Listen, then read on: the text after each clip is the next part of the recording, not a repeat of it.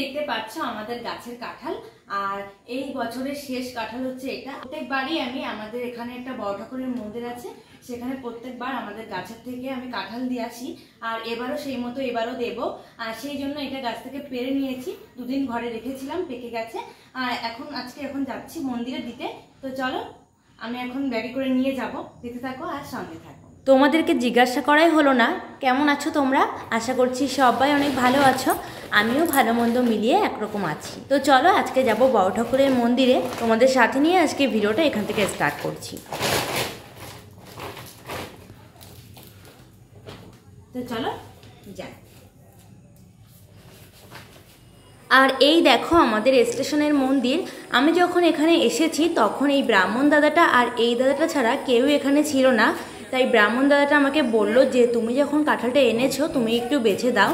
যেহেতু আমি শুদ্ধ বস্ত্র পরেই এখানে এসেছি, সেই জন্য ওনার কথা মতো আমি কাঁঠালটা বেছে দিয়েছি। দেখতেই পেয়েছো অনেকগুলো কোয়া হয়েছে, আর আস্তে আস্তে এখানে অনেক লোকজনও আসতে শুরু করে দিয়েছে।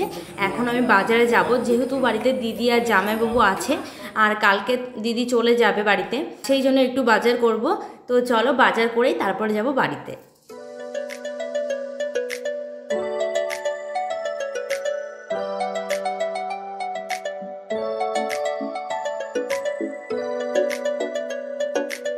এই দেখো বাড়িতে চলে এসেছি, আর কত বাজার করেছি এক এক করে তোমাদেরকে এখন সব কিছুই দেখাবো। তো চলো দেখতে থাকো। একটা গোটা আস্ত মুরগি কিনেছিলাম 2 কেজি ওজনের, আর নিয়েছি এই যে টমেটো, মাংস,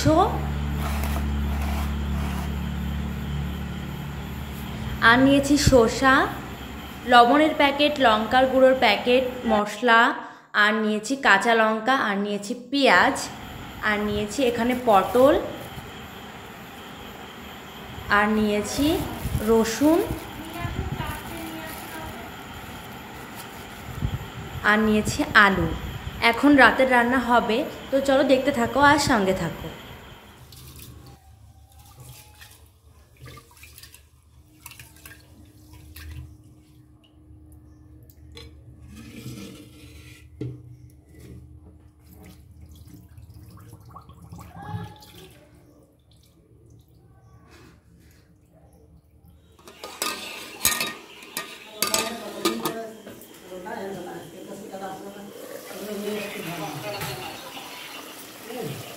এই যে রান্না হচ্ছে, খাওয়া দাওয়া সেরে আবারও আসছি তোমাদের সঙ্গে গল্প করতে। Good morning. রাতে আর কোনো ভিডিও করতে পারিনি, তাই সকাল থেকেই ভিডিওটা আবার স্টার্ট করলাম। আর এই দেখো আমাদের উঠোনে এত সুন্দর একটা ফুল গাছ হয়েছে, আর কত কত ফুল ফুটেছে। আর যেহেতু আজকে দিদি চলে যাবে, সেই জন্য সকালে রান্নাও হয়ে গেছে। দিদি রান্না করেছে সমস্তটা। এখানে রান্না করেছে পটল আলু, মানে তেল পটল, আর হচ্ছে আলু সিদ্ধ, ডিম সিদ্ধ, কচু শাক, আর রাত্রে একটু মাংস ছিল সেটুকুই গরম করেছে। তো এখন খেয়ে দিয়েই দিদিরা রওনা দেবে।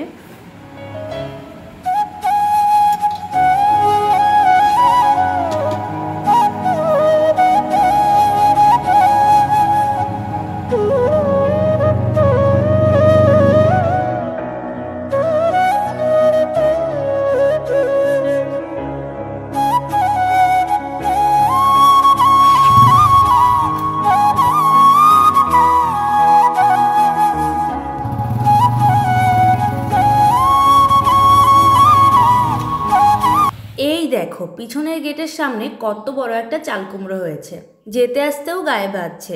যেহেতু চাল কুমড়োটা অনেকটাই ছোট ছিল, সেই জন্য তখন আর কাটা হয়নি। এখন যথেষ্ট বড় হয়ে গেছে।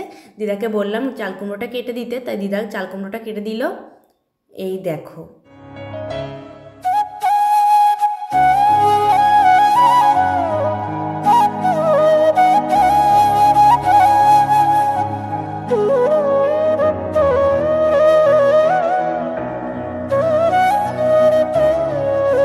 স্নান করে পুজো দিচ্ছিলাম, প্রচণ্ড জ্বরও এসেছে। আর দিদিও চলে গেছে, বাড়ি পুরো ফাঁকা লাগছে।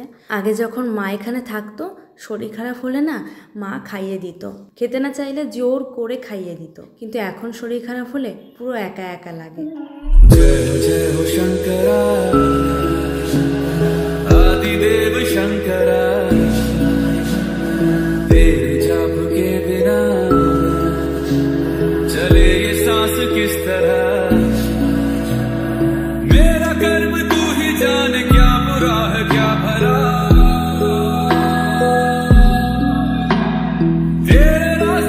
দিদাকে বললাম তুমি একটু খাইয়ে দেবে, দিদা বলল বয় দিচ্ছি।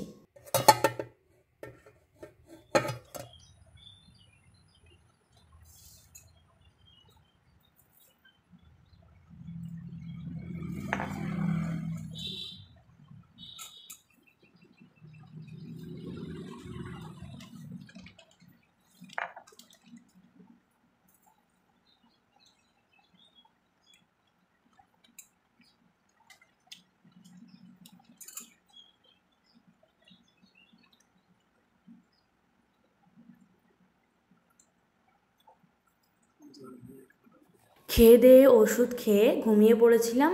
তারপর ঘুম থেকে উঠে বিকেলবেলায় এই পার্সেলটা এসেছে, তো চলো খুলে দেখাই এর ভিতরে কি আছে।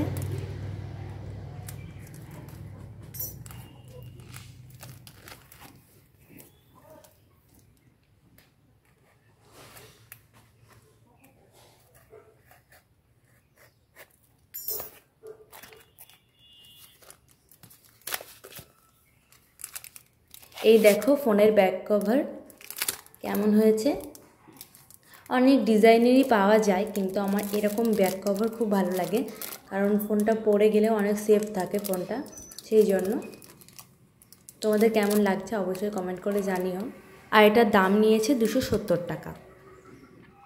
তারপরই চলে এলাম মুরগির ঘরে। আর এইগুলো সবই আমাদের বাড়িতে পোষা মুরগি। এখানে দেশি মুরগি আছে, কয়লার মুরগি আছে। আর এই যে কালো মোরগটা দেখতে পাচ্ছ না, এই মোরগটার ওয়েট আছে প্রায় 5 কেজিরও উপরে। এর মধ্যে দুটো সাইকেলও আছে। আর এই সাইকেলগুলো হচ্ছে আমার স্কুলের সাইকেল। একটা স্কুলে পেয়েছিলাম, আর একটা হচ্ছে স্কুলে যাওয়ার জন্য কিনেছিলাম। আরও একটা দিদির সাইকেল আছে, সেই জন্য এই দুটো সাইকেল লাগে না, তাই এখানে রেখে দিয়েছি। আর এই কয়লার মুরগিগুলো না অনেক বড় বড় ডিম পাড়ে, আর দেশি মুরগিগুলো ছোট্ট ছোট্ট ডিম পাড়ে। তো চলো দেখি আজকে কতগুলো ডিম পারলো। এই দেখো আজকে কতগুলো ডিম পেড়েছে, দেখেছো? এই সাইকেলটার পিছনে এরা ডিম পাড়ে। দেশি মুরগিও পারে, আবার এই যে কয়লার যে মুরগিগুলো আছে এগুলোও পারে।